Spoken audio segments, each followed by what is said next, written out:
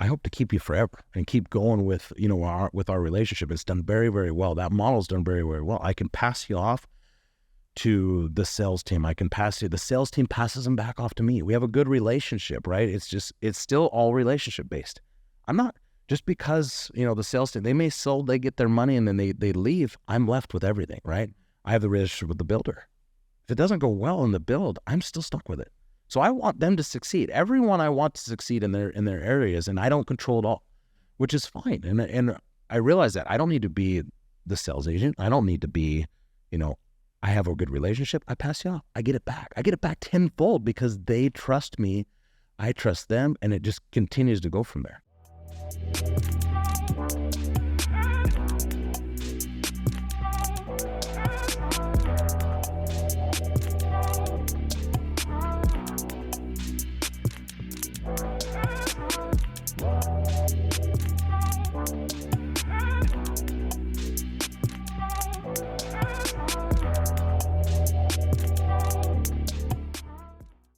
Welcome to another episode of the Profitable Property Management Podcast. I have Corey Bonner here with Max Property Management. Corey, thanks for coming on the show. Thanks for having me. Corey, I want to hear a little bit about your background, but tell us what market are you in, how many doors you're managing, give us some basic stats to understand more about the business. Yeah, so Max Property Management, we're out of Lehi, Utah, so what you would call Silicon Slopes in Utah, right? We're right at the point of the mountain there, and so we started around 2016, 2017, and we're managing, just north of 2,800 doors right now, with about another 1,000 doors in the pipeline being currently under construction and being built right now. So, just out of that kind of point between Salt Lake and Utah County. How'd you get into it, Corey? Again, it's just like every property management company. You didn't just want to jump right into it. And so, kind of a crazy story. I was from Northern Nevada. I was a fire medic, out of Northern Nevada. Actually went into pre-med and did not plan on even becoming a firefighter, but I just engaged in it, loved the thrill of, jumping into burning buildings and helping people. Right? And so, was in there for so long, and then just, felt like I needed to make a change, and moved out to Utah, kind of funny, and just went skiing for an entire year. Spent the entire season skiing. Met some great people up there. I was like, all right, I want to move here to Utah, because it's very similar to Northern Nevada. I had, Tahoe and all those great, ski areas. And so I, jumped over to Utah and just got a job, right? And I got a job with a property management company doing maintenance of all things in their maintenance division, and they were having problems with it. I was like, I'll come in, help you build out your maintenance division in the property management, which is kind of funny. I was a fire medic. I just wanted a job just to get settled into a new area. It wasn't strategic. Not at all. So, spent a good year with them, and then found some investors that were investing in that property management company. And they were doing developments in fourplexes. And I just got really involved with their owners. And it was kind of funny. I was working in the property management company, but had a lot of conversation with them on the side. I actually happened to know them from a different avenue out of the property management company. And so they hired me because I did marketing and I did videography. It was just kind of a side hobby I was doing. And they needed help, branding themselves to sell these fourplexes. And then they snagged me. So I moved over to their group, and they were the Fourplex Investment Group. And they were just starting a brokerage, just starting to get really ramped up. They did their first couple projects, and it went really well. And again, I was helping them, and they were farming a lot of their, investors over to this other property management company. And they were saying, we're just not having a really good experience with this. We need to start our own. And they didn't know how to do it. They didn't have any interest into it. They were all in the sales, right? They just want to sell. And I was like, you know what? I was in there. I saw what I liked and what I didn't like of that property management company, and give it to me. So then I started from there, Did you start it with them or completely separate? We built a separate third-party company. And the reason was we wanted to have the sales be it sales and offer a service for property management. The owners weren't required at that time to use it.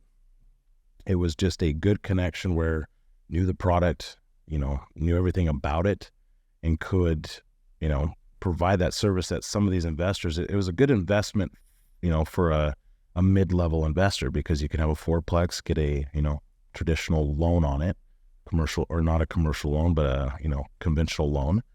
And, they were buying them up like mad. And so then we were starting to cash flow. We were able to rent these things out like clockwork. And so, first project, second project, then we're in, 20 projects later with this same kind of model by helping it kind of build itself. The first one had no clubhouses, didn't have any real amenities, right? It was just fourplexes and a development. So did it start off with just like one-off spot lots in pre-existing communities?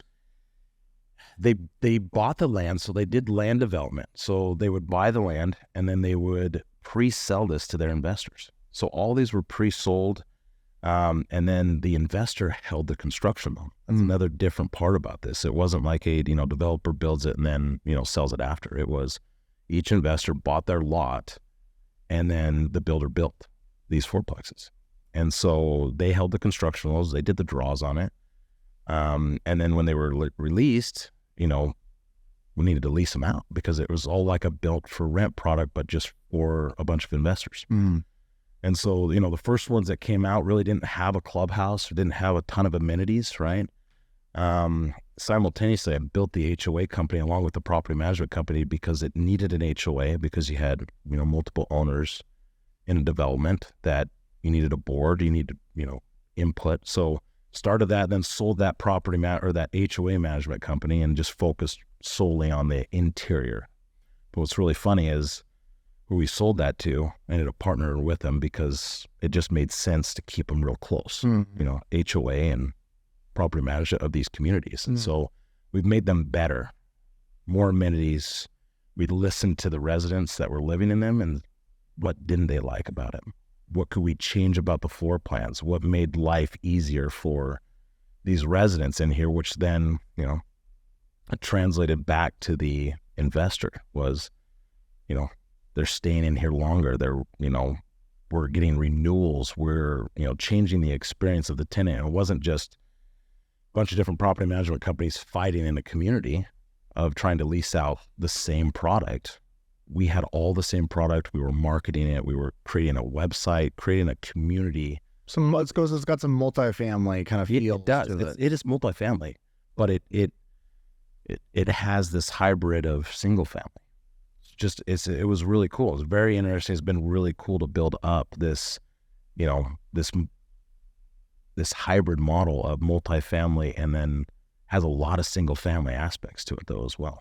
So who are you reporting to now? How many clients do you have? Am I hearing that this is a smaller number of concentrated clients as opposed to the typical ratio of one owner, one property? Yeah, I mean, we have a lot of repeat investors because they like the product. They've done a lot of deals. So, I mean, I have some owners that have 100 doors in the same product, and others with just one fourplex, or, they do duplexes and triplexes within these developments. Depends on how the build went. But we have, I say we still have about 500 to 600 owners, within these pockets. And, we grew from Salt Lake. We went from Salt Lake to the Boise market, from the Boise market to Houston. Didn't love Houston. We ended up getting out of Houston, but we have product in Houston. And then we started up Arizona about 3 years ago. So the Phoenix market. So we're in 3 different markets in the same type of model in 3 different markets. But we have, a good amount of investors in each one. So a typical anywhere from 200 to 300 unit development has anywhere from 60 to 80 owners. So it just kind of depends on each one. But yeah, it's concentrated. You don't have a bunch of one-off owners, just one single family here, one there. They have a fourplex, triplex, duplex, 8, 16plex. We've gone as big as 16 because we'll do stacked flats as well in these communities. How has this model evolved as the macro climate has shifted in real estate? It's we still have people wanting the product. It is funny. It's like people want to move from, that apartment model, right? And kind of switch over to more of a, I get a single family. And so, we're seeing we get the trends on both sides, right? We get the apartment, mentality, right? And then you have the single family as well, where that transition of people moving from apartments to a townhouse to then hopefully a home ownership. And so as everything shift, I mean, we have seen both sides where we've seen the rents have decreased a little bit because we're seeing that people are not, wanting to renew. So we were trying to adjust our market rate to see kind of where people are sitting. And then we found that equilibrium. So, as we were kind of seeing in some of the conferences, this week about how, the rents have gone down, we saw the exact same trends in our product type as even the single family side and the apartment side. So, we've hit both sides of, the multifamily Class A type product and the single family. And presumably there was a little room for things to come down. You're in a really hot market. I'm thinking about from an inventory perspective, the appetite and the demand to keep building, because that's where you're going from. We currently have 6 other projects under development. The issue that we ran into, I mean, COVID kind of just, threw a wrench into a lot of the builders. And so like in our Idaho market, it's slowed down a lot. And it's now that we're getting trades to come back to the development and work to build the product. And so that was a big struggle. And we're still just finishing up those developments in our Boise market. There's still appetite out there for investors. They're price conscious now. So it's now not like, okay, the cap rates have got to make sense for these investors. The rents have got to come in. But in order to build the product's gotten a lot more expensive. It's just trades are more expensive.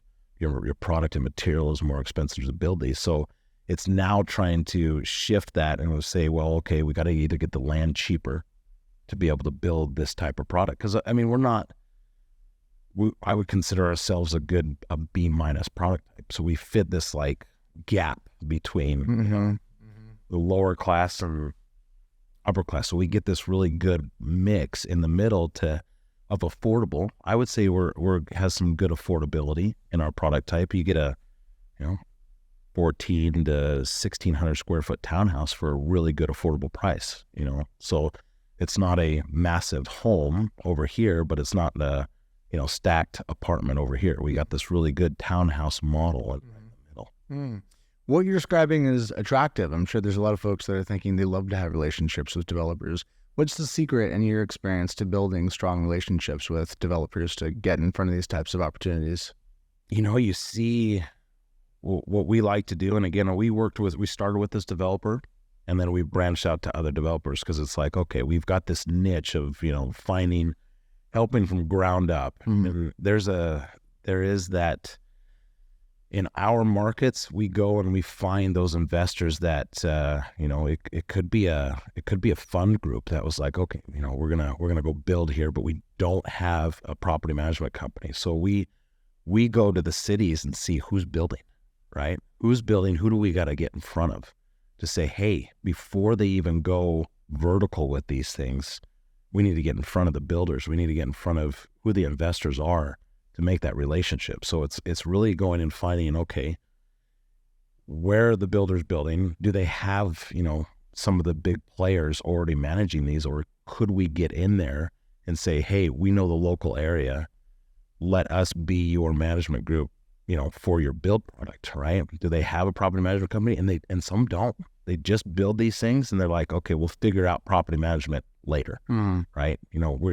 We've got to go through the build process and, it could be, we're getting into these things 2 and 3 years before we even get product. So we're working on these things way in advance. That was my question, is what does it look like to be a strategic partner rather than just another property management company that they don't really care about, et cetera? It's providing what they like. We get as far as the, as granular as the contracts with utility companies, right? We're helping them through the build process because, developers, they know what they know and builders know what they know. And you've got this middle in between. What are they trying to build in the middle? What are the amenities that need for this development? And you give them that information ahead of time of saying, okay, well, based on our data and information, what people want in this area, can you work this into your product, right? And so, providing that feedback to the developer, to the investor group, and saying, okay, this is what we believe you need to be, to get your bottom number, to, have tenants stay longer, to, have a better experience in these developments. And it's really kind of cool to start, we're three years before we even get a product that we can tangibly rent out, right? And so working with the developer, working with the, the builder, and even getting to a 4-way and saying that plug can't go there, right? That's not going to work. So actually being through the build process to actually make better living for that resident, that end user is going to be living in it. And then what is the property management company, the HOA, when the developer's gone, the builder's gone, what are we left with, right? We want something that, is going to stand up to the test of time going forward. And so that's kind of been where we get to. We get in the very beginning phases of these, provide that relationship, and then we're able to, lease these out and have our, our stabilization gets cut in half because we're able to provide what people want in that time. Now, things shift, right? And, mentality shifts. We're actually seeing some of the big apartment complexes actually take their clubhouses and go from a, $3 million clubhouse to this like small little cabana, like in our Arizona markets. And so it's really kind of funny to see where people shifts. What do residents really want these days? And so each development we go through and try to, mix what people want to, the idea of having a pool, the idea of having a gym is cool to have, but most people have gym memberships now, or, it's trying to find that it's a moving target. Yeah, it's just a moving target. So we get involved with the developer in the beginning and really try to provide the best feedback we can based on our data and information that we're currently getting. That's a really long cycle. What feedback do you have about QAing these relationships, protecting yourself, making sure that investment that you're making years in advance is actually going to come to yield and fruition? That's a great question.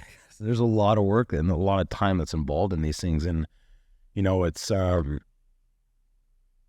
how we have done it is because our information is so invaluable. A lot of times we get, it, not necessarily a contract is actually produced right in the beginning. So it's relationship building. It's really getting involved with them, and they're like, we can't live without you, right? We can't do the next project without you. And so, that first deal, when you get into it, you need to provide that, that valuable piece that they're missing, because they can see one thing, but they don't see the end product. Where the property management, they see the end product. They're the end user.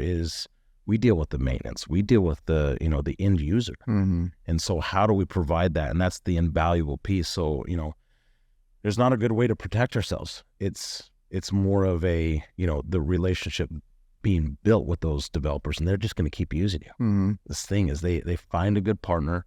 They find someone that is invaluable in that space, and they'll continue to use you for the next project. And then you find another developer that's doing, similar build or something that's a little different that you can provide the same, and you just keep building those relationships from each developer and then it just kind of keeps growing from there. Is this the entirety of your business, or is there other unrelated side portfolio coming from other places? We do single family because we have to, right? So for most of our investors now, I don't market ourselves. So what's kind of crazy is all of it is just organic. It's all internal. So the single family portfolio that we have has all been brought by our current investors.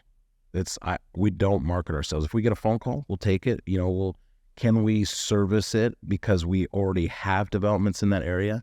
We have a whole single family division that's, made up of just certain, single family managers. But most of our portfolio is all just this multifamily development, build up. And so we have to take those other aspects of it, the single family division. And then, we've just recently, taken over and starting to build more of the maintenance division because, as we're seeing even some of the Class A type community builds, they're actually going away from, on-site maintenance to more of a company that roams. So these big companies are building these, maintenance companies that roam to the communities. So Mhm. instead of, the apartment community having an on-site, maintenance team, they're bringing that in, saving that from the investor and building these big maintenance companies to then service all the apartments. So we're doing the same thing. We're building a maintenance, company to be able to service this to get better product, bulk, so that we can, get the cost to the tenant, get the cost to the investor lower, but then be able to still service that customer service that the tenants are asking for and the owners are asking for. What do you love about this business? I love business just in general. Business is exciting. And the thing about property management is it's what's exciting is every day you come in. And again, I go to work every day. I go to work, I'm with our team every single day. I show face. I want to be involved. I want to be there and engaged into what we do every day. And I want to be, able to provide that feedback for our team when they need it. But I like how you can come in every day, there's a problem and you can solve it. Now, maybe your decision wasn't the decision that was the best, but you learn from your mistakes. And so that's what I've learned through a lot of property management. What I do like about it is that, we make hundreds of decisions a day and we learn from each one of those. Was that the right decision? Maybe not. Okay. How do we learn from it and how we change it going forward? And so that's what I get up every day. I go and I have new problems to solve today. And that's really what property management is. You put it over here. It's just problem solving. Every single day, we just have a problem. We got to solve it. And then we got to fix that problem. And hopefully it doesn't come up again, or, provide, things to make sure that doesn't come up in the way it showed itself that time. When I think about the hierarchy of problem solving, I think about values being at the top, policy below that, process below that. Can you talk to me about some policy decisions that you've made about how you've chosen to run your business that have preemptively solved problems downstream just because of your upstream commitments about how you're going to run the business? Yeah, great question. Policies are obviously ever changing, and you find ways to solve the next one. But what we've found that has actually done really well is we have to invest in our people. And tell me about that. The people, this is a hard industry anyways. And every property management company, the turnover is rough. And even, talking with even, your big Class A, the turnover is crazy. I mean, you have 60 to 70% turnover in your own employees. And so if you don't start to build, and we learned this later, why are we having turnover? Like, we're trying to create a good culture here. We're trying to, listen to our team members and really try to, have this a place that people want to actually, be at every day. And it's just a hard industry period to keep people engaged in. And so, we've started to shift our model to just be, okay, we need to be more about our people.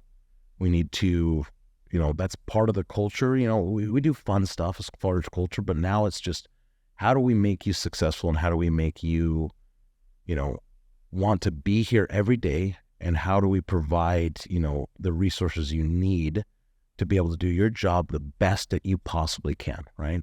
I want to invest in you and your future with us. And if not, how do I give you the education and resources to better yourself away from us, right? Because, we've found that, investing in our people, listening to our people, that we're getting, valuable feedback on how to change that hierarchy where we're at, right? We're changing, our policies internal to help our people. And then that in turn, paves the way for, our residents, our owners. They get that feeling that, okay, well, I'm being cared about here. How do I, and then that translates to the resident, which then our customer service gets better. And so we've been really centric around the customer service, which kind of takes that, that hierarchy and, gives more resources to our people. We listen to our people, and then simultaneously we're just giving more instead of micromanaging every little piece, right?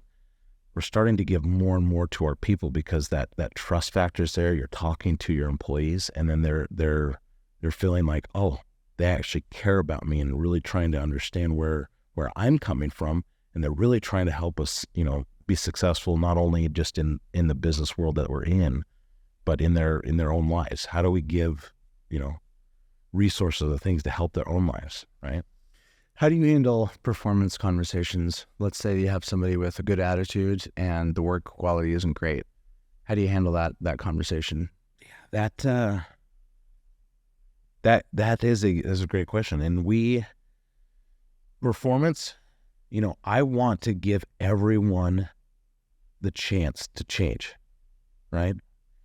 And it goes back to just management. How do I manage in a way that is not my way, but a way that someone can relate to in their way, but get the job done, right? We've really got to change our management style to not just manage, for the manager.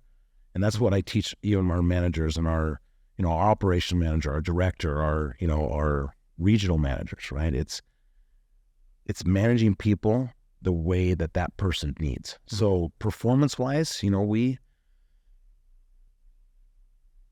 we have a sit down, like we talk about it. We go through and say, okay, these are the things that we are seeing. How can I help you, right? We want to focus on how do we help our people. And if it doesn't work out, we got to have those hard conversations, right? We got to say, okay, here's, we just bring it straight up. There's no beating around the bush here. We're very, very upfront and forward because it's, we want them to succeed, but if it doesn't work, we've got to cut ties and we got to move on, right? But we want you here. Our goal is to not just push people out. Our goal is to keep people here because there's a reason why we hired you. Let's bring that forward and let's continue to try to evolve, right? Everyone makes mistakes. Everyone takes time. Everyone's in different learning stages, right? I mean, we have over, getting to 40 employees. And so it's now not so much, it's now managing people. And then the expectations are, well, these are our expectations. How do we get you to make sure that you can, get through those expectations that we're asking for, and how do we help you through that? Love that. Yeah. Corey, what are some of the limiting beliefs that you've overcome over the last however many years that have been most reflective of your growth as a leader?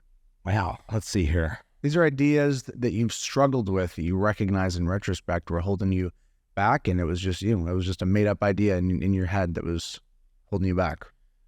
I think the big one for me, and it's just my own self-development, was, I took everything so personally in this business, right? In the very beginning, right? And for any new person starting a business, you take it so personally. Like, it's like, this is your baby. You're like, okay, what did I do wrong? Why is this resident so mad at me?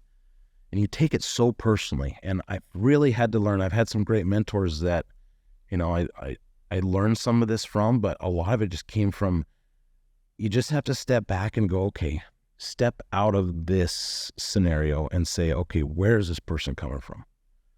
And a lot of people, they come from you don't know what's happening in their lives. We deal with tenants and people in their everyday lives. They're living their lives in your unit. So you don't know if they had a death in the family. You don't know if they just had a bad day, right? It's not you as the person. It's the scenario that they're currently in. And so what I've had to learn to just, keep pushing through, because this industry will burn people out. It is what it is, because there's just so much going on. But what I had to learn was really just kind of take myself away from that, stop taking it personally, and really just kind of attack it from a different way. How is this person, and why? Ask the question, why is this person, at the state that they're in? They're so frustrated right now, and how do you try to come up with a solution for it, but not take it personally?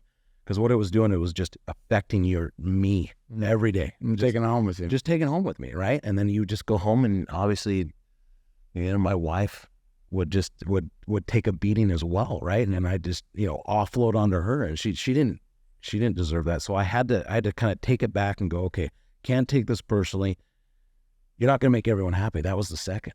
Doesn't matter what you do, you can't make everyone happy. And that's, inherently humans want to make you happy, right? In this business, we're in service. We want to make you happy. Customer service, that's what it's about, right? You just want to make people happy, but there's sometimes you just can't do it. And you got to come to realization that it's not going to always happen that way. And I think that was probably one of my aha moments of just like, okay, I've got to take it not so personally and really just focus on, those processes and systems to make sure that, how does this come in and how do we source it? How do we source that issue or that problem?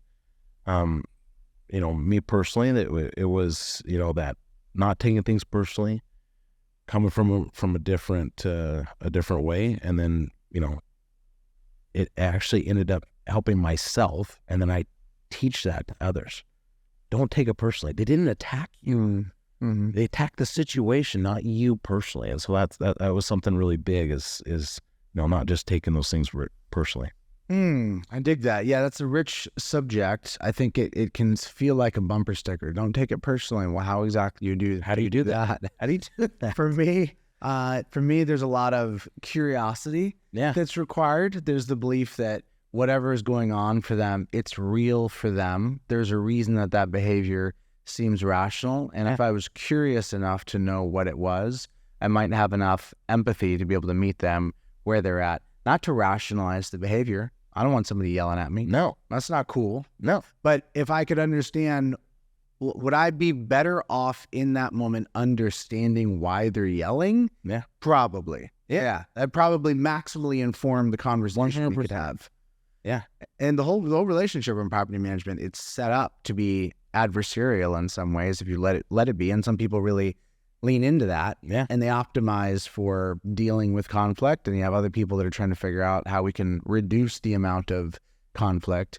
You have any thoughts or feedback on dealing with tenants specifically? Tenants at times can feel like the enemy if we're not really being thoughtful about the language. Yeah. What thoughts do you have for cultivating healthy, functional tenant relationships whilst that serve business goals and objectives?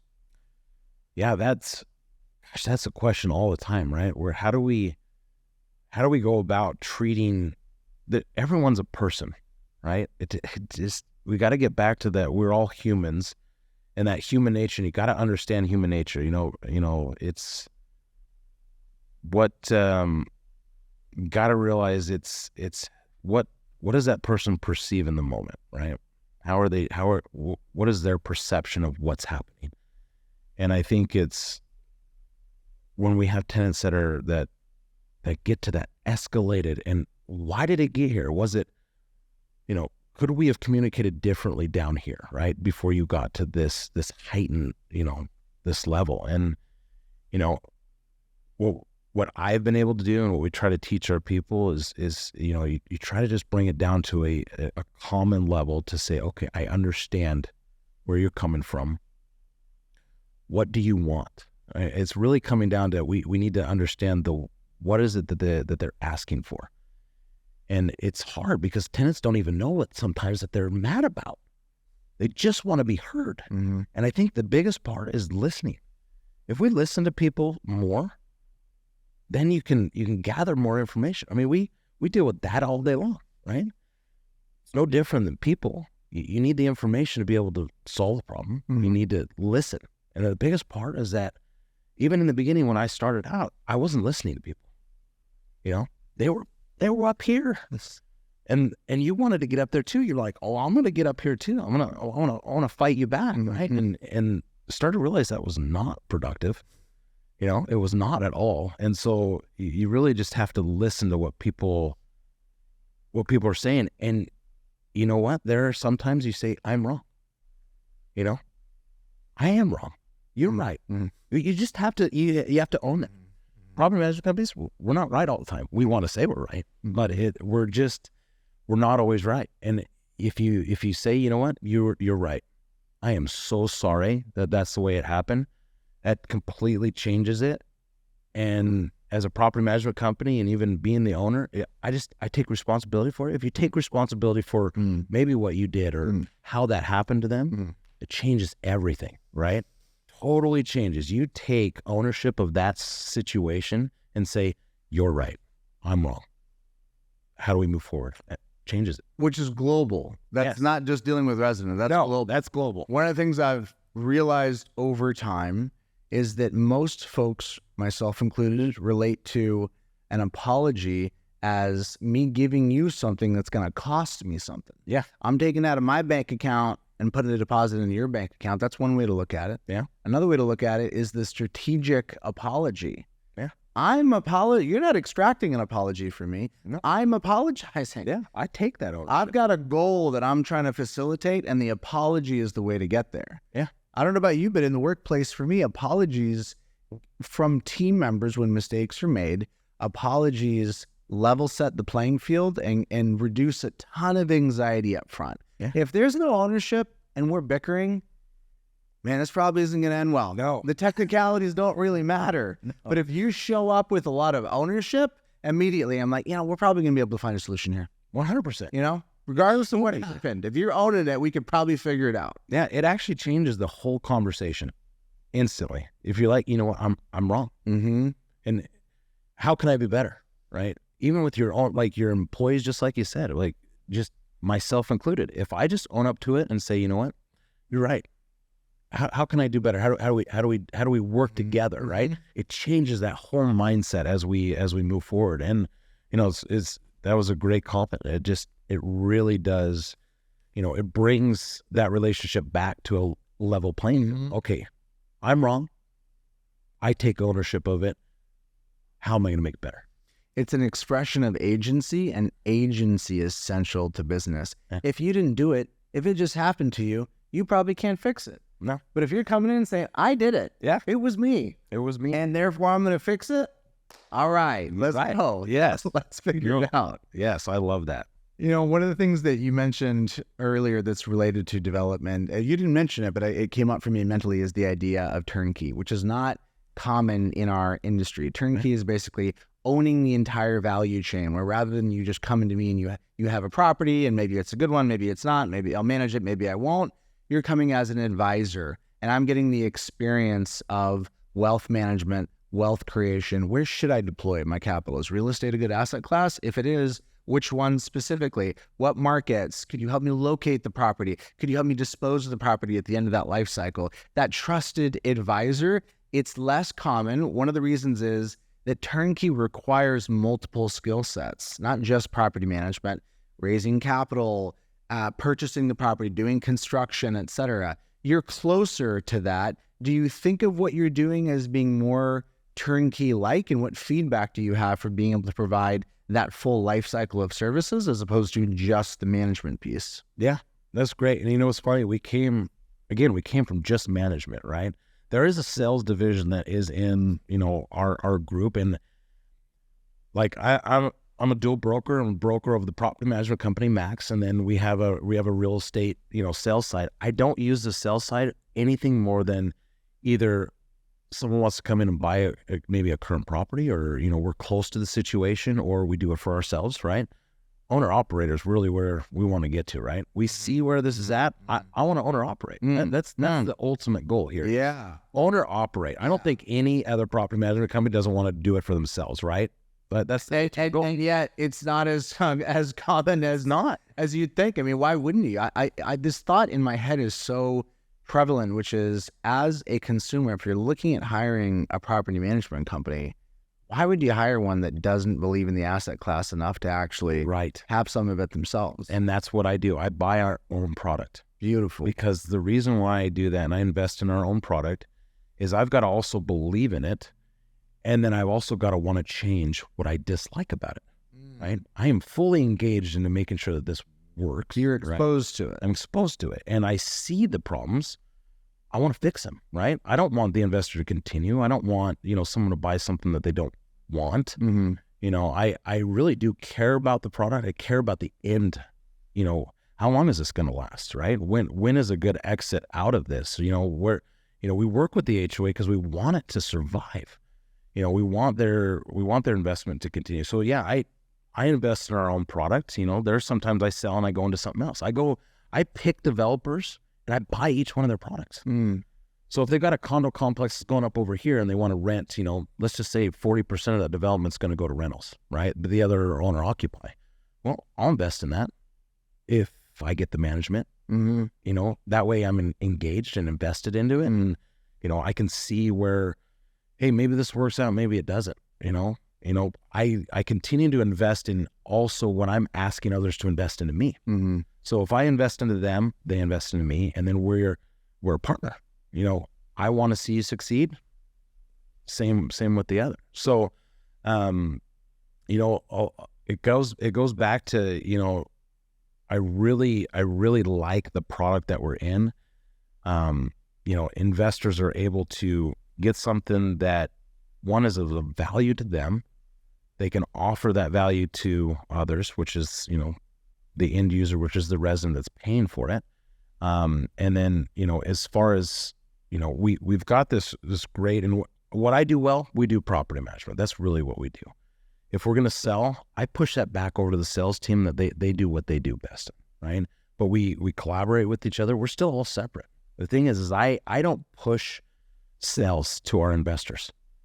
What's important to me is management. I do very, very well at our core business, which is property management. So if I'm a customer, are you able to offer me inventory then in these different build outs that are happening? So what we do is depends on which developer, right? We take you to their sales group because we are directly interested. So we take you over to there and say, okay, we are a third party. They are selling this product that we'll manage, on behalf later, right? And so a lot of these it's like, okay, the property manager's coming in. So yes, we take you to the next group that says, okay, this is where we start. This is how you buy it. And then you end up with us at the end, right? So we have that ability to say, hey, if there's inventory that comes up and is for sale, sometimes, again, a lot of property management companies, they want to control everything. They want to control the sales, and the relationship still happens actually outside of that controlling it all, right? Well, I want to sell your property. I want to rent it out, and or I want to buy the property for you, right? So a lot of property management groups, they have the trifecta, right? I'm gonna be your agent. I'm gonna sell it to you, and then I'm gonna manage it for you, and then I'm gonna sell it out, right? And so it's a great revenue source all around, right? You get a little bit on the front, you get it in the middle, and then you get it at the end. And we don't really believe in that. The sales group, they do what they do best. Property management, we do what our core is really good at. I can provide the services if it's needed, but I don't sell it. I'm not selling an investor to sell their product because mine's property management. I want it to stay. Now, if they do decide to sell, I sell our services to the next one. And what's great about it, I lose less on the resells than you would typically think, right? If I'm not involved in the whole transaction because I want to retain it, I actually get involved. We have a process of how if an owner goes to sell, they have a whole process that they fill out, and I track it, and I'm helping the sales process. Even though it's time consuming and it's a suck for us, I still get the win at the other end. I still retain management of a lot of these units that we have. And, they'll resell, they'll flip out, they'll go to the next. But what's great is most investors, they'll flip out of this one. I get a new investor. They go buy more product. And then I invest, or I keep them. So a lot of these investors, they'll flip, they'll sell to the next, they'll keep rolling. And then I still gain it. So I get the one here, and then they continue to invest in future product. So this is a middle path. You described one path, which is a horizontal play where you're doing it all. There's another path, which is you do nothing. I'm a property manager. You need an agent? Go find one. Yeah. You want to buy some real estate? Go find a developer to talk to. You're in this middle path where you're tightly integrated in all of those other parts of the business, even though it may not necessarily be the product offering that you're doing directly.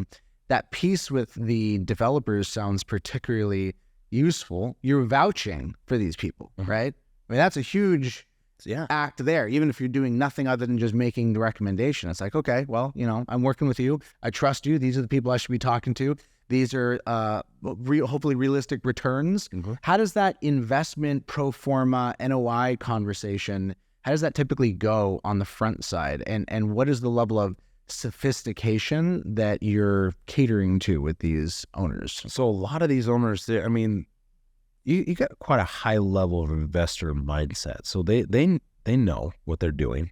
And so when you're talking to them, what I want for the sales, I provide the sales team good data.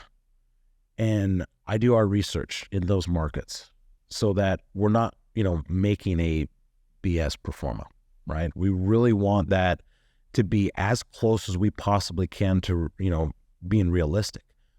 Obviously, we don't want to, I don't want to provide something that, hey, these numbers look super sexy over here, but then I can't get them, right? So because we wouldn't be where we're at if we did that, right? I'd rather the sales team, hey, let's get these where, has a good middle ground of stabilization, right? Because during stabilization, the first year, it's rough because you have construction. We're leasing units out in construction because phase one will turn over before the rest of the project's done, but you right? need them leased up. But we need them leased up. And maybe that pro forma didn't reflect part of stabilization. We started to understand that and started to build these into the pro formas and saying, okay, I told the sales team, I said, look, stabilization, I can't get what you would expect, a fully, like a brand new development, nice landscaping, perfect, ready to lease. I can't get those prices right now. But year 2, year 3, and it continues. Like we were seeing 3 to 5 to even 8 or 10%, rent increases after the project's finished. So we started to build these in the performance and start to, again, because I'm not selling it, I'm just providing the feedback and the data for the sales team to be able to put a pro forma together. And so what I'm doing is I'm finding the rents in the market at the current time, right? We're trying to forecast, but the problem is I'd rather give you what I'm getting now and then let's overperform next year, right? Maybe rents go up next year, but I'm giving you and they're selling it at what it is at the current rate. It's not built, but maybe 2 years it's going to be built, but hey, rents have gone up. So the investor at the end of the day, when it's finally built, we may have killed and crushed that pro forma. They may be cash flowing an extra $200 or $300 on that fourplex because we, when we originally sold it, that's what it was. And trying to, I can't tell the future, right? Hey, yeah, in 3 years, by the time this thing is built, you should be able to get this. I'm giving realistic data right now, and we're building in a stabilization to each one of these. So, hey, you may sit 2 months vacant. We're building that in, but our goal and what we do really well at is we're trying to, we talk with the builder. We're literally on the builder every day. When are we going to get a CFO for this thing? When's it coming to us, right? I want to be prepared. I want to market 3-5 months in advance for that to be ready on that day. So I'm already pre-leasing these things, getting the date from that builder to say, hey, when is this going to be ready for us? And then we're pre-leasing it. We're marketing these units before they even hit online, and we're crushing that pro forma. We're getting the rent numbers that we need, and that's why investors keep coming back. So we have a ton of repeats, right? They just keep buying because they see, okay, well, my appreciation of this thing and the last one was really, really well, and so I'm going to do it again. And then they just keep buying in this model. And we've slowed down a little bit just because obviously the market just kind of went crazy, and so it's kind of coming back to a flat line again, and then we're going to ramp back up again. And so, that's what the specific builder that we have. But other ones, they do it a little differently, where they hold the construction, they build it all out, and then they release the entire product all at once. So stabilization there starts to become a little different scenario. But those might be one, tax ID owners, where they understand that's built into an entire budget. My budget, I've got vacancy, I've got, these are the costs that are coming. And again, we work on projects as well. Brand new developments, one single tax ID. I love those, right? That's the ultimate goal. One single tax ID. If you only have to work with one owner, it's a lot better than working with 60 in one development, But that's the benefit of being so close, but still a step away, right? I pass you off because I trust what they're going to tell you, because I'm going to get it back, and I'm going to make sure that I do everything I can to get what they sold you. And that was the ultimate goal, is I want to get exactly. So the sales team, they talk with me, and again, we're all third party. I don't make any money off that. I get you at the end, and that's what I really want. I want you to come to me at the very end, and then I get to, I hope to keep you forever and keep going with, our relationship. It's done very, very well. That model's done very, very well. I can pass you off to the sales team. The sales team passes them back off to me. We have a good relationship, right? It's still all relationship based. I'm not, just because, the sales team, they get their money and then they leave, I'm left with everything, right? I have the relationship with the builder. If it doesn't go well in the build, I'm still stuck with it. So I want them to succeed. Everyone I want to succeed in their areas, and I don't control it all, which is fine. And I realize that I don't need to be the sales agent. I don't need to be, I have a good relationship. I pass you off. I get it back. I get it back tenfold because they trust me. I trust them, and it just continues to go from there. I love it, man. Yeah. There's a lot of depth there. I hear the passion. It's fun. And I'm excited to see what you're building over time. Yeah. I appreciate you coming in the studio. Oh, thank you for having me. It's been a pleasure. So it's great to meet you. Ton of fun. Jordan here asking you, what do you got? What is a question you want to ask me? Can you stump me? Can you throw me something hard, perplexing, vexing, something you feel tied up in knots with? Throw it at me. I'll do my best to try and answer that question, to dissect it, to parse out the nuance, and maybe help you get a bit more clarity. I'm looking for questions as the basis for creating content, and you're looking for answers as the basis for clarity. And wouldn't it be perfect if those two things matched up? Drop a comment, send me an email, jordan@leadsimple.com. Let's stay in the conversation. Peace.